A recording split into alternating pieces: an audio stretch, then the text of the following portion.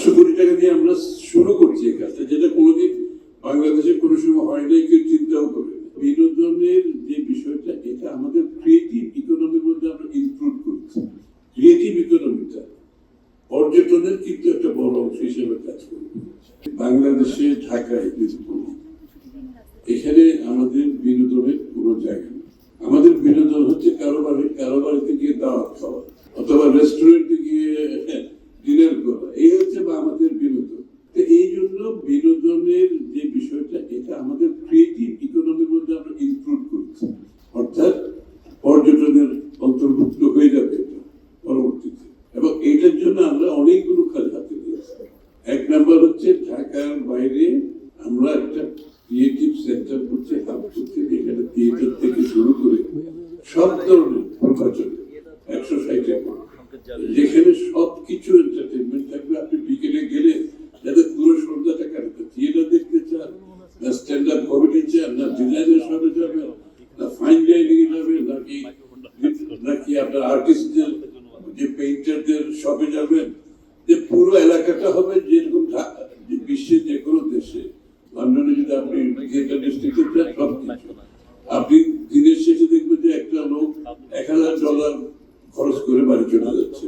এটা হচ্ছে ক্রিয়েটিভ ইকোনমিকে আমরা মনিটাইজ করতে, যে কোনো আপনি যদি কোনো কালচারকে যদি মনিটাইজ করতে না পারেন, সেটা কিন্তু টিকে থাকে না। এটা থেকে আয় হতে হবে, যারা ওখানে দিচ্ছে তাদেরও আয় হতে হবে, যারা যাচ্ছে তারা বিনোদন পাবে। সুতরাং মনিটাইজ করার জন্য আমরা এই যে মিউজিক, বাংলাদেশে কি মিউজিকের অভাব আছে? আমাদের পল্লী গীতি আছে, আমাদের লালন গীতি, অনেক গীতি, কিন্তু আমরা মনিটাইজ করতে পারিনি। আমাদের পাশের দেশে সব monetise, film is monetise, theatre is monetise, লন্ডনে যান, এভরিথিং ইজ মনিটাইজ। এই যে আমাদের ক্রিয়েটিভ ইকোনমিতে যে কাজটা আমরা করতে যাচ্ছি, প্রায় ঢাকা সহ বাংলাদেশের সারা জায়গায় এই অপরচুনিটি গুলো ক্রিয়েট করার জন্য আমরা একটা বিনিয়োগের কাজ শুরু করছি। ইমিডিয়েটলি আমাদের 500, 300, 800 কোটি টাকা, 800 কোটি টাকার 800 কোটি টাকা দিয়ে আমরা শুরু করছি এই কাজটা, যেটা কোনোদিন বাংলাদেশে কোনো সময় হয় নাই, কেউ চিন্তাও করে। তারপরে আপনার ক্রিয়েটিভ ইকোনমিতে যদি আমাদের হেরিটেজ সাইট গুলো যেগুলো আছে, বাংলাদেশে অনেকগুলো হেরিটেজ সাইট আছে।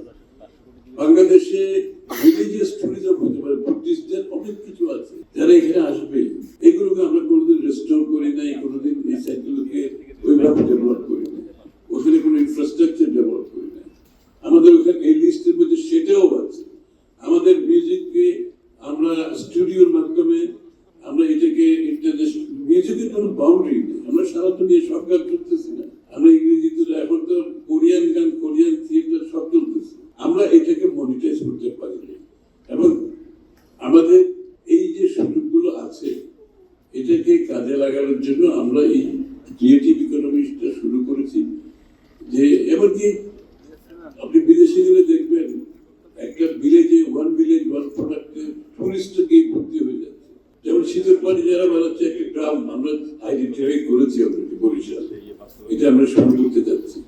যে এটাতে যদি আপনি ভালো করে, ওখানেও টুরিস্ট যান, কারণ সে ওদের কিনবে কিছু। টুরিজম যখন করতে থাকে তখন পদে পদে ওদেরকে বিভিন্ন স্পটে নিয়ে যায়, আপনার হেরিটেজ সাইটে নিয়ে যায়, প্রোডাকশন সাইটে নিয়ে যায়, হ্যান্ডলুম যেখানে হচ্ছে ওখানে নিয়ে যায়, কার্পেট বানাচ্ছে ওখানে, সব জায়গায় নিয়ে যায়।